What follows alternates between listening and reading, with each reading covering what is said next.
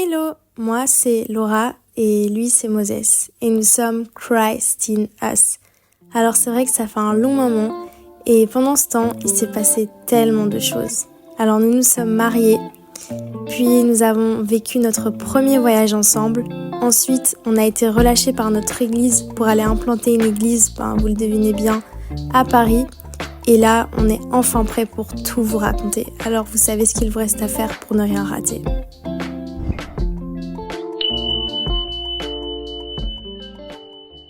Hello tout le monde, moi c'est Moses. Et moi c'est Laura. Et nous sommes Christ in Us. Alors aujourd'hui on est de retour pour une nouvelle vidéo. Yes. Et aujourd'hui c'est une vidéo un peu spéciale parce qu'on va tout simplement clôturer cette série de vidéos qu'on a commencé depuis notre retour sur YouTube. Donc vraiment cette série de vidéos où on vous raconte un peu ce qui s'est passé depuis notre mariage, depuis quelques mois en fait. Et avant tout, on voulait aussi vous remercier en fait pour votre soutien depuis notre retour. Vraiment, on voit que vous êtes nombreux à être présents pour regarder nos vidéos, à commenter, à vraiment nous soutenir et ça nous touche beaucoup. Et voilà, donc on voulait premièrement vous dire merci. Yes, et si vous n'avez pas encore regardé les restes des vidéos sur cette série, il faut savoir qu'on vous racontait un peu le pré-mariage, mariage et les post-mariage. Donc si vous n'avez pas encore regardé, je vous conseille d'aller tout regarder. Vous avez une journée, prenez une journée, vous regardez tout du début jusqu'à la fin, jusqu'à ce moment. Parce que là, on va clôturer. Parce qu'on a remarqué aussi que vous aimez bien en fait. Vous aimez bien nous voir raconter nos histoires et nos témoignages. Et je pense que c'est très important de souligner quand même que la Bible dit que la foi vient de ce qu'on attend et ce qu'on attend vient de la parole de Dieu. Donc la foi peut aussi venir de ce que nous on raconte, dans le sens où on raconte en fait nos témoignages, ce que Dieu a fait dans notre vie et ça peut aussi vous fortifier. Donc je pense que le goal est son premier goal pour faire ce genre de vidéos, c'est aussi pour pouvoir rallumer votre foi et aussi vous encourager à continuer à croire finalement.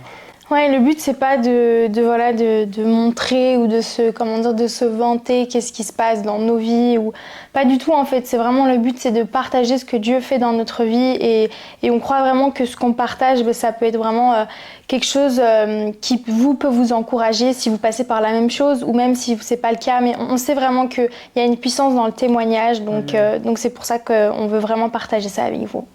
Comme vous le savez déjà, dans notre dernière vidéo, vous avez expliqué un peu comment notre... Seigneur, pas maintenant. Fais taire cette barre.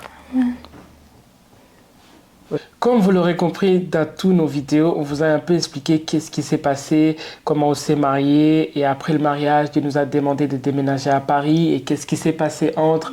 Et donc, on s'était arrêté au moment où on arrive à Paris. Ouais. Okay? Donc nous, on arrive à Paris, on prend un Airbnb pendant 10 jours parce qu'on se dit, on n'a pas de logement, on n'a pas de famille, donc on va compter que sur Dieu et sur l'économie que Dieu avait déjà pourvu pour nous. Parce qu'il faut savoir qu'après le mariage, Dieu avait continué à pourvoir jusqu'au point où on avait quand même de l'économie pour déménager à Paris. Et donc on a pris le Airbnb pendant 10 jours en espérant que dans les 12 jours, on va trouver un logement. En fait, c'est même pas qu'on espérait, c'est que dans notre tête, on savait qu'on trouverait. Enfin, on avait vraiment la foi, en fait, qu'en 10 jours, on pouvait trouver un logement. Yes, parce que pour moi, c'était, ok, Dieu nous a amenés ici. Dieu va ouvrir les portes pour qu'on trouve un logement d'une façon miraculeuse. Donc, les 5 premiers jours, je vais dire, Laura partait au travail et moi, je rentrais à la maison. Je commençais à chercher des appartements, je passais des coups de fil. Et malheureusement, c'est vrai que tous les coups de fil que j'ai passés, les feedbacks, c'était pas toujours positif. Ça n'aboutissait pas, quoi. Voilà, la plupart des personnes me disaient, Moses, c'est impossible. Il y en avait peu qui avaient la foi, mais la plupart me disaient, c'est impossible. Tu viens d'arriver à Paris, tu n'as pas de travail, tu as un temps plein ministère. Ta femme, elle vient de commencer aussi, elle n'a même pas un fiche de paye, elle est en période d'essai. Donc en fait, on avait tous les dossiers pour ne pas avoir un appartement. Ici, ouais. Donc c'était incomplet des fous. C'est-à-dire qu'on n'avait même pas de dossier. On n'avait pas une seule feuille dans notre dossier. Il fallait juste se présenter. Il fallait juste se présenter et vendre du rêve, d'être en dessous.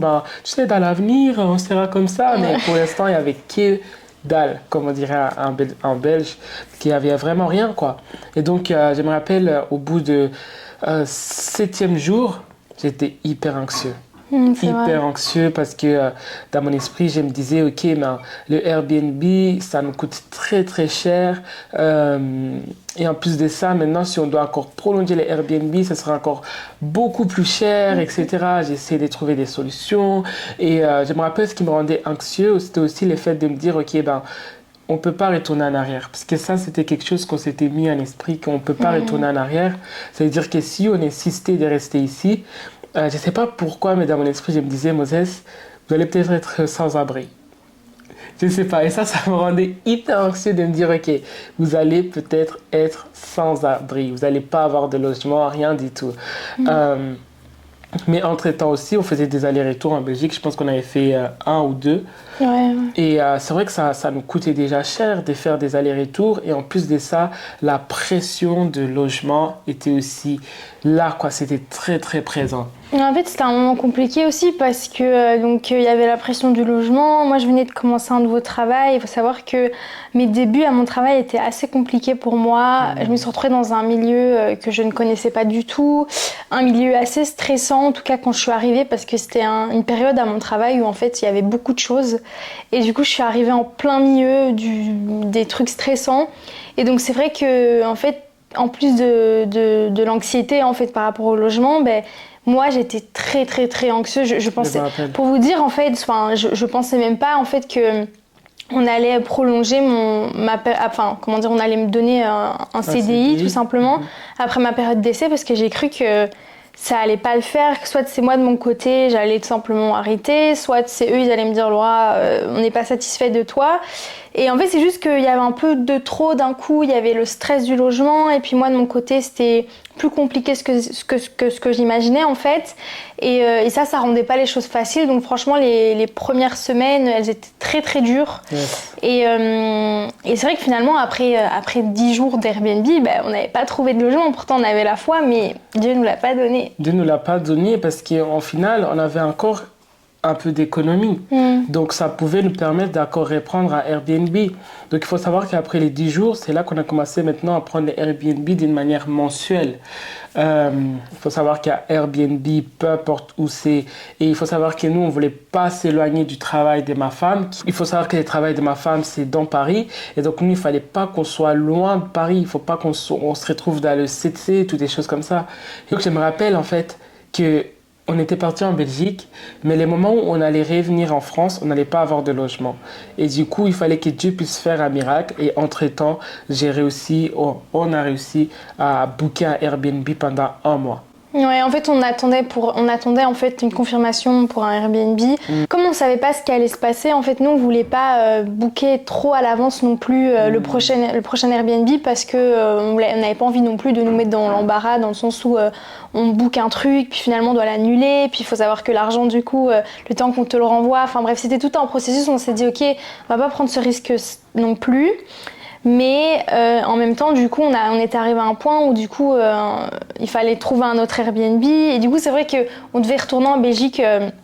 Je pense que c'était le 2e week-end, non, ou le 3e, je sais plus. Ça faisait peut-être 2 semaines et demie qu'on était arrivé en France. Et c'est vrai qu'on part le vendredi, je pense, en Belgique. Et là, on était là en mode, ok, Laura, lundi, elle travaille. Donc, il faut absolument que dimanche, on ait un Airbnb, quelque part où dormir. Sinon, c'est l'hôtel. Et finalement, je me souviens, c'est vraiment... on allait prendre notre train. Et à ce moment-là, tu reçois la confirmation du monsieur que voilà, on a un logement. Et ça, c'était vraiment... Moi, je me rappelle, je me suis dit, waouh, Dieu, tu es tellement fidèle parce que nous, on était stressés. Enfin, c'était beaucoup de stress. Et finalement, avant même qu'on puisse prendre notre train pour arriver en Belgique, Dieu nous avait rassurés. Non, les gars, c'est bon, votre Airbnb, il est pour vous, il est booké pour vous. Et donc, on a pu partir en Belgique sereinement et se dire que, ok, le dimanche soir, on allait avoir quelque part où dormir sans stress, quoi. Oui, donc voilà, finalement... On revient le lundi, on rentre dans notre Airbnb. Première semaine, pas de logement. 2e semaine, pas de logement. 3e semaine, on commence à se dire, Je me rappelle, Laura, elle revenait tous les jours à la maison, elle me disait, Moses, tu dois chercher un logement. Et je disais, je mettais la pression. Je suis en train de chercher, mais tu te rends pas compte, tu as 0 fiche de paye, on a rien pour trouver un logement. Et on avait juste un garant, d'ailleurs, merci beaucoup si tu regardes cette vidéo, frérot, on t'aime, on va pas dire ton nom parce qu'il y a beaucoup de gens ici. Mais on avait quand même des frères qui nous soutenaient, tu vois. Mais ça restait quand même une mission presque impossible, en fait. Mais nous, on savait que dans notre esprit, que s'il y a une chose qu'on n'allait pas faire, c'était retourner en Belgique. Qu'on était venu ici pour implanter l'église et que ça allait se passer comme ça. Et il faut savoir qu'entre-temps, quand on a commencé la 2e semaine du Airbnb, Dieu nous a dit aussi de commencer les groupes de maison. Et donc, vous pouvez imaginer, vous cherchez un logement, Dieu vous demande de commencer un groupe de maison, et vous, tout ce que vous avez à faire, c'est d'obéir. Donc, on commence les groupes de maison dans nos Airbnb. En fait, ce qui était compliqué, c'est que commencer les groupes de maison, c'était quelque chose de génial, mais le souci, c'est que c'est une responsabilité aussi qu'on prend. Et nous, on n'avait pas envie de commencer pour qu'après, quelques semaines plus tard, on n'ait plus d'endroit où on puisse se réunir et que finalement, de nouveau, qu'on doit dire aux gens, finalement, il n'y a pas de réunion cette semaine, on verra quand on pourra en refaire. Et c'était plutôt ça aussi qui nous dérangeait, mais Dieu nous a dit, les gars, commencer. Et puis d'un côté c'était logique parce que Dieu nous avait emmenés aussi ici pour ça. Bon, ça aurait pu se passer beaucoup plus tard, mais lui il avait envie que ça se commence à ce moment-là. Et donc finalement on commence les groupes de maison tout en sachant que on n'avait pas c'était pas un logement fixe. Donc quelques semaines plus tard il fallait ressortir de là. Donc, il fallait soit trouver un nouveau Airbnb ou alors notre logement fixe, mais en tout cas c'est vrai que c'était un stress en plus, mais encore une fois on a décidé d'obéir à Dieu parce qu'on savait que s'il nous demande de faire quelque chose, c'est pas pour rien, et surtout je trouve qu'il est fidèle et il n'y a pas à ne pas obéir en fait. On peut pas dire Dieu non, on n'obéit pas.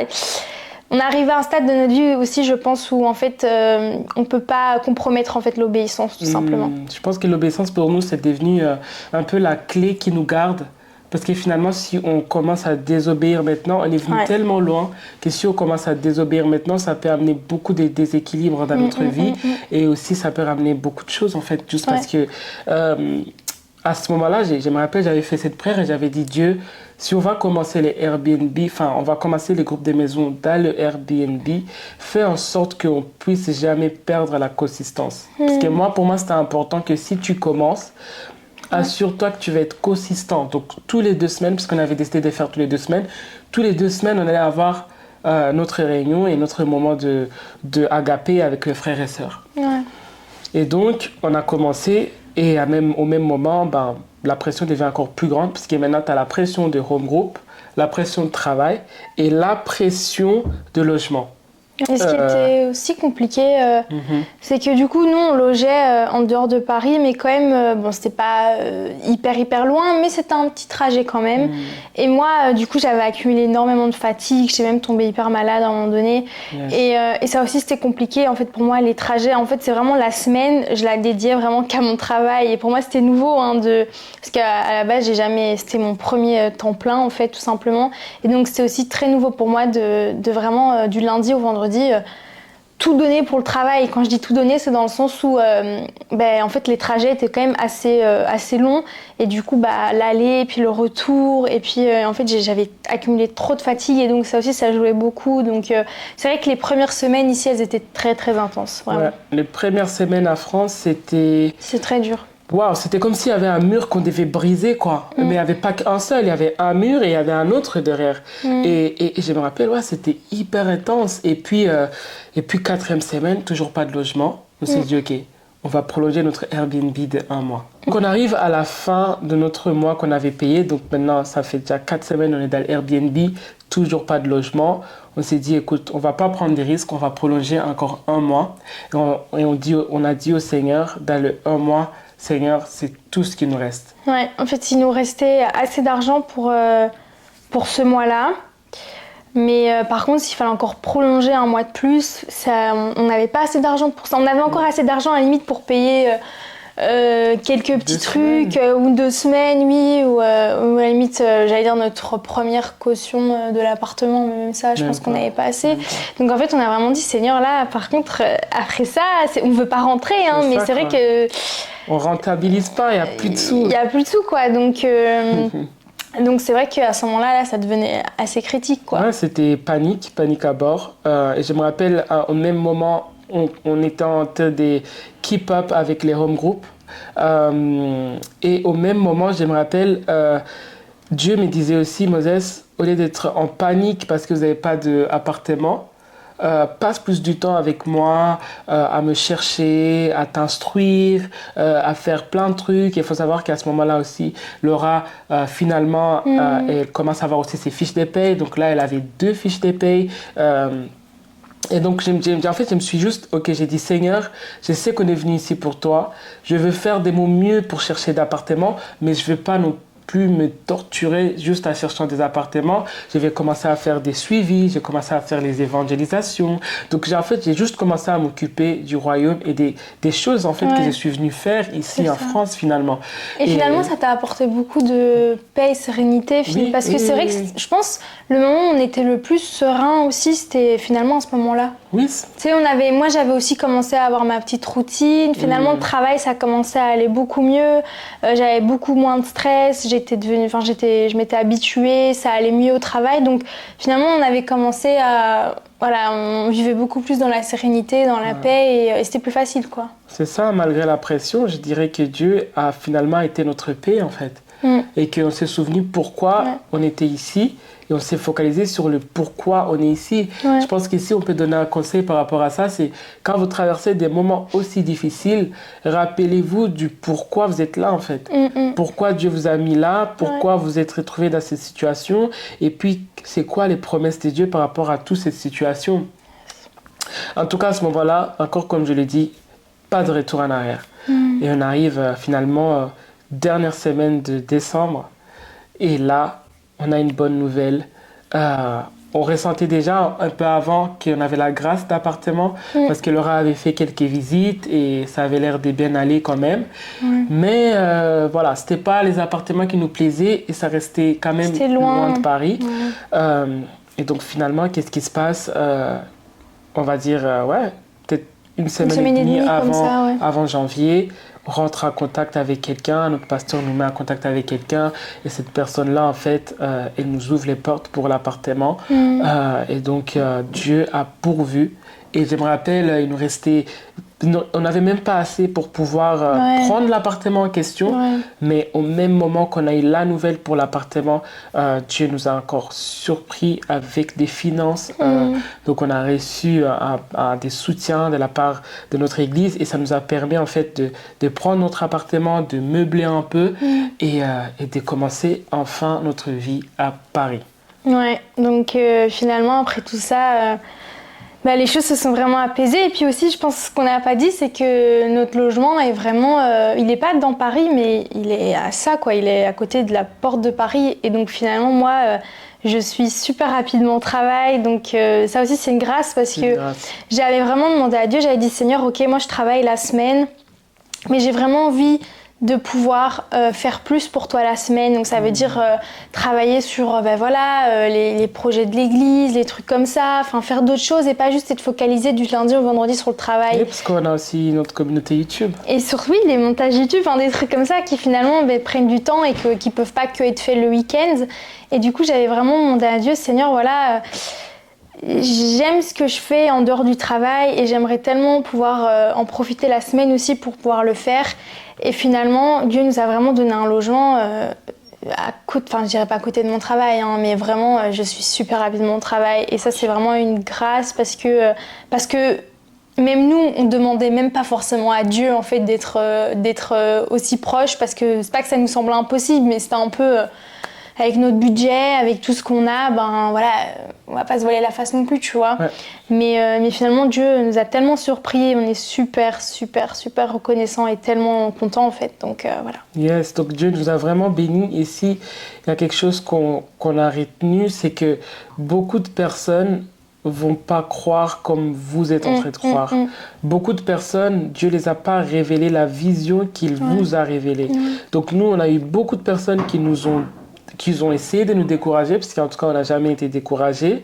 On s'était attachés à la parole que Dieu nous a donnée. Et si vous suivez notre témoignage dès le début jusqu'à maintenant, en fait, on a eu beaucoup de personnes qui ne croyaient pas en nous, qui ne croyaient pas qu'on allait avoir un logement déjà ici à Paris. Parce qu'en fait, c'est dans l'humain... la mentalité, oui. Ouais, même dans le côté humain, c'était impossible. Vous voyez, en fait, ce qu'on veut dire aussi par là, c'est que nous, on nous a clairement dit qu'en aussi peu de temps, trouver un logement, ça va être trop compliqué, ça va être impossible. Enfin, vraiment, on nous a déjà sorti le mot impossible. Hein. Et nous, vraiment, c'est vrai que comme tu l'as dit, c'est pas un truc qui nous a freinés. On s'est dit non, nous, on sait qu'on trouvera, nous, on fera la différence dans le sens où si Dieu nous a amenés ici, ce sera possible du coup. Et on va pas vous mentir, même des chrétiens nous ont dit, les gars, enfin... faut rester réaliste en fait, ça va être très très compliqué et finalement Dieu l'a fait. Et un truc aussi que j'aimerais dire, c'est que en fait ta foi ne doit pas dépendre de la foi des autres, parce que nous, le nombre de fois qu'on nous a dit ça va être compliqué, ouais Moses trouve rapidement un travail, machin, Laura elle est encore en période d'essai, enfin tous des trucs comme ça, on nous a dit ça va être très très dur pour vous. Et si on s'était accroché à ce que les gens disaient, franchement, je sais pas comment on aurait fait, on serait peut-être même plus ici, parce que ce qu'ils se disaient, en fait, ça avait l'air tellement vrai et c'est la réalité en fait. Mais nous, on sert un Dieu qui est au-dessus de cette réalité. Et donc vraiment, on s'est dit non, on sait que Dieu va faire quelque chose et finalement, c'est ce qu'il a fait. Et nous voilà quoi, nous y voilà. C'est ça, on s'est accroché à la vérité et pas à la réalité. Parce que la réalité peut vraiment nous tromper, mais la vérité c'est que toute promesse que Dieu t'a donnée, il va les accomplir. Et donc partout où les hommes disent que c'est impossible, j'ai envie de te dire à quelqu'un aujourd'hui que c'est possible. Si Dieu l'a dit, Dieu le fera. Et s'il l'a fait avec Moses et Laura, il peut le faire avec toi aussi. Vraiment, ne laisse pas la foi des autres t'empêcher de continuer à croire aux promesses que Dieu a fait pour toi. Et finalement, jusqu'aujourd'hui, on a continué à faire même nos réunions de prière, notre home group, on a continué à faire tous les 2 semaines d'une manière très consistante. Dieu a ouvert des portes là où il n'y avait pas de porte. Et donc, Dieu a vraiment fait un grand travail à travers notre vie. Voilà les gars, nous sommes arrivés à la fin de notre vidéo. On espère que vous avez aimé toute notre série de vidéos jusqu'ici. Pour les personnes qui n'ont pas suivi, allez regarder, etc. Regardez tout, ok, jusqu'ici. Et likez, commentez, partagez, comme d'habitude. Mais surtout, restez branchés parce qu'on vous amène beaucoup de sujets du lourd qui vont arriver. En tout cas, moi, j'ai hâte pour la suite, en fait. J'ai hâte pour les vidéos qui suivront et on espère que ça vous plaira, que vous serez satisfait quand même malgré tout. Et voilà, en tout cas, on est hyper contents et vraiment, on rend toute la gloire à Dieu pour ce qu'il est en train de faire parce que ce qu'il fait, c'est vraiment merveilleux. Amen. Donc, voilà. Donc voilà, les gars, on se retrouve pour la prochaine vidéo. N'oubliez pas de liker, commenter, partager. Et de vous abonner si ce n'est pas encore fait. C'est le plus important. Bye. À la prochaine.